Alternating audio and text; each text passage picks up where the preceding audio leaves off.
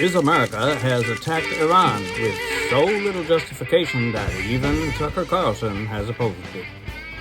Assuming we are still here next week, World War III will have been postponed, and Isamar will have evaded accountability, much to the chagrin of several billion people. But what do they know? President Demadoge has run tanks over the Constitution. That is, Constitution Avenue. But who's counting? In a North Korean-style show of farce he purchased from his buddy Kim in the deal of the century, at least. The parade was actually not a bad idea, since many people are saying you can't defeat Democrats only with the courts, the FBI, and other federal agencies.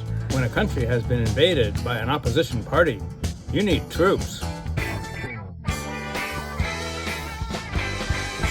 His fascist tank theatrics fell on his birthday, but he himself did not fall. Well, he did, but it was scrubbed from the internet in a scrub style purchased from the Chinese so-called Communist Party in the deal of the next century. At his speech at Fort Bragg, he vetted the troops so only Trump troops would be in attendance, and no fat ones, and also no short or tall ones, and none with ideas or facts. No King's Day was a waste of time, says the king. From the Resolute in the Oval, he explained, "No, we're not a king. Not entirely convincingly. Charles of England responded, That's true, but we are. Not King Donald replied, Not for long, while mouthing, loser, and adding, Where's your empire? Advised that empires have emperors, he replied, Yes, we are. Grand Marshal the Donald and his cabal of cretins have illegally fired the head of the National Gallery for having donated to Democrats, sent thugs into Congressman Nadler's office to handcuff an aide, handcuffed a U.S. senator trying to attend a briefing by Homeland Blood and Soil Secretary Noem, and dismissed numerous FBI officials on the grounds that they had been partisan. Any questions? Oh, and Rifke Jr. has fired all vaccine experts and replaced them with not vaccine experts. Also, vaccines now cause AIDS. Stay tuned for even less information. A broad swath of conservative legal scholars has condemned the president's tariff travesties as an unconstitutional usurpation of congressional powers. The scholars are wrong because the president is right. And stable. The top tariff terrorist has told Walmart to stop blaming its higher prices on higher costs, such as tariffs. Trump told Walmart to eat the tariffs. They're eating the tariff. Meanwhile, Tulsi Gabbard wants to jail James Comey for spelling out 8647 with seashells. Between Seashell Gate and tariff blaming, the regime has its hands full and may not get to ending wars this season. They're also busy rewriting failed agency reports that purported to disprove eternal truths, such as the Venezuelan government's direction of gangs aiming to destroy America, which is our job. Everybody knew he was lying.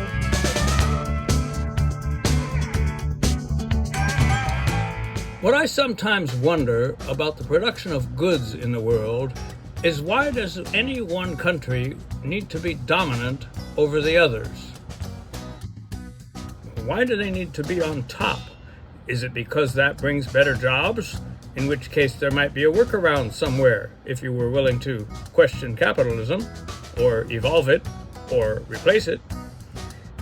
Is it because you're afraid the other country will have power over you and could withhold those goods?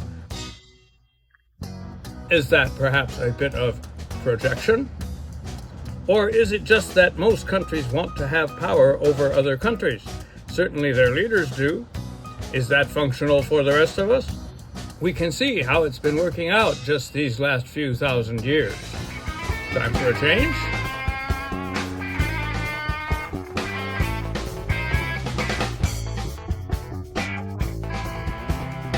There's a new force of nature at hand, stirring all over the world. They are the young people whom, frankly, we have failed, who are angry, who are organized, who are capable of making a difference.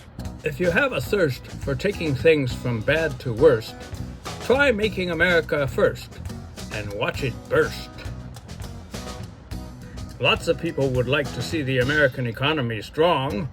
Whether it's realistic to have the old industries rebound, well, it isn't. But there's always the future to look forward to. Usually. The problem is that, say you get a new worker in your shop whose only tool is a hammer, so that everything looks to him like a nail. I don't think you would want him to be working in your factory, much less managing your economy. Then again, if he promises to remove from the workforce all the people who are doing the jobs that you don't even want anyway, why not give the boy a chance and see how much wreckage we can take? Or not. They are a moral army. And the most important thing that we can do for them is to get the hell out of their way.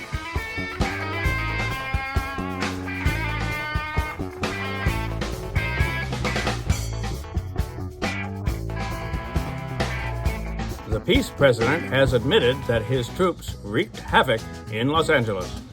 What you're witnessing in California is a full-blown assault on peace, on public order.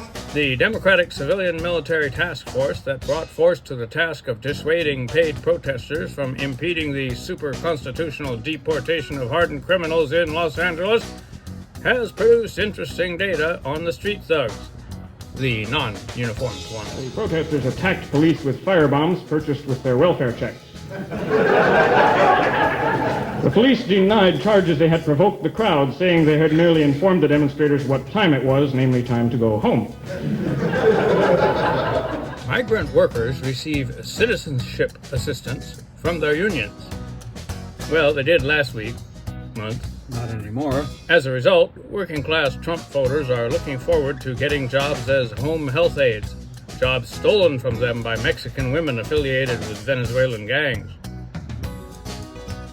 In order to continue fomenting hysteria against immigrants who are not a problem and who have been periodically used as scapegoats to fortify the racism of Americans, President No, in fact, at long last, I do not have any sense of decency, has expanded the American gulag from death camps in El Salvador to Libya and South Sudan. He would send them to China, but China is full of students who used to be at Harvard.